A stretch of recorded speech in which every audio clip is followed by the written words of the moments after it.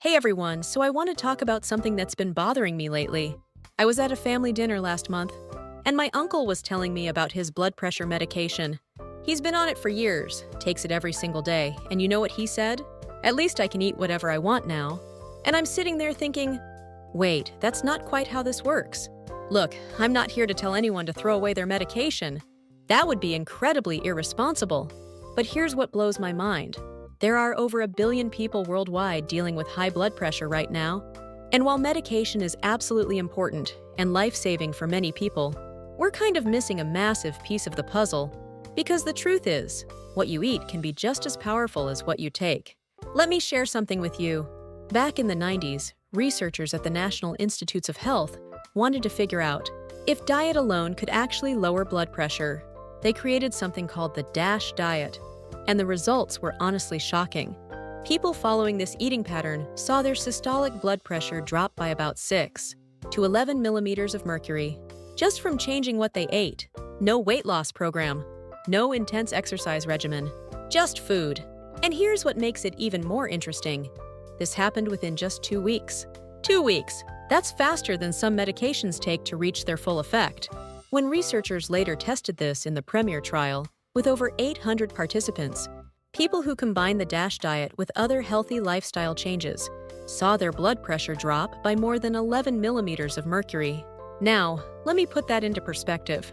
A reduction of just 5 millimeters of mercury in systolic blood pressure can lower your risk of stroke by about 14%. So we're talking about potentially life-changing numbers here. But here's where it gets really interesting. There's this nutrient that most of us completely ignore: potassium. A recent analysis from this year looked at studies from 2000 to 2024, and what they found was remarkable. For every 50 millimoles increase in daily potassium, people with hypertension saw their systolic blood pressure drop by about 5 millimeters of mercury. And here's the thing, most people around the world aren't getting nearly enough potassium. Current guidelines recommend more than 3.5 grams per day, but the global average is only about 2.25 grams. Only 35% of people worldwide are hitting that target. There was this fascinating study called the SALT, Substitute and Stroke Study, that followed almost 21,000 people for 5 years. They switched regular salt for potassium-enriched salt, and the results were incredible. Stroke risk dropped by 14%. Major cardiovascular events fell by 13%. Deaths from any cause decreased by 12%. And when researchers dug into the data, they found that potassium accounted for somewhere between 61 and 88% of the blood pressure benefits. Potassium was the star of the show. So where do you get potassium? It's in foods you probably already know are healthy. Leafy greens like spinach and kale, legumes, nuts, bananas, avocados. Nothing exotic, nothing expensive, just regular food available in pretty much any grocery store. Now let's talk about sodium for a second. The DASH sodium trial showed that reducing sodium intake significantly lowered blood pressure. When people were eating the standard American diet, cutting sodium caused an additional drop of about 4.5 millimeters of mercury in systolic blood pressure. On the DASH diet, that same sodium reduction still helped, and the combination was more powerful than either one alone. And before you think you need to eat completely, bland food forever. The low sodium level they tested was about 1,500 milligrams per day. That's definitely lower than what most people eat. But it's not zero sodium. It's about reducing your intake, not eliminating it entirely. Here's something else that really stood out. In one study, people who combined DASH with weight management saw their systolic blood pressure drop by over 16 millimeters of mercury. 16! That's comparable to what you might expect from blood pressure medication. Now, I want to be really clear about something. I'm not suggesting that anyone should stop taking their medication and just eat better.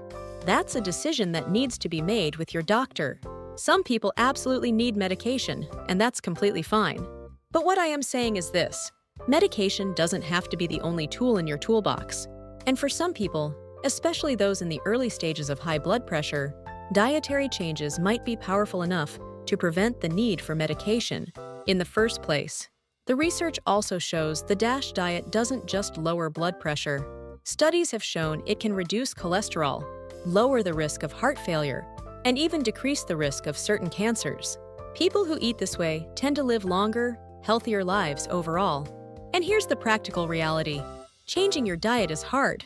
It requires planning, effort, and often means breaking habits you've had for years. I get that. But the DASH approach is different from a lot of other diets because it's not about eliminating entire food groups or following some complicated point system. It's about shifting the balance toward more whole foods, fruits, vegetables, and away from processed foods high in sodium. The cool thing about this way of eating is that it's flexible. You can adapt it to whatever cuisine you prefer. You like Asian food, Mediterranean, Latin American? The principles work across all types of cooking. It's not about eating a specific list of foods. It's about changing the proportions and choosing foods that are minimally processed. Look, I know high blood pressure has multiple causes. Genetics plays a role, stress matters, age matters. But the evidence is really clear that for most people, diet plays a huge role. And unlike genetics or age, diet is something you can actually change. The hypertension epidemic has doubled in just the past 30 years. We're now at about 1.3 billion people worldwide living with high blood pressure. These aren't just statistics, these are real people. Your parents, your friends, maybe you. And here's what frustrates me. We have this incredibly powerful tool that's available to everyone, doesn't require a prescription, and has virtually no negative side effects when done correctly. Yet it's often treated as an afterthought. If you're taking blood pressure medication, but still eating a diet high in sodium and low in potassium, you're making that medication work a lot harder than it needs to. You might need higher doses or additional medications to get your blood pressure under control. On the flip side, if you combine medication with dietary changes, you might find that you need less medication over time. Some people, working closely with their doctors, have been able to reduce or even eliminate their blood pressure medication by making sustained dietary changes. Again, that's something that has to be done under medical supervision. But it's possible. The research keeps piling up, and it keeps pointing in the same direction. Food matters. What you eat directly affects your blood pressure, your heart health, your risk of stroke, and your overall lifespan.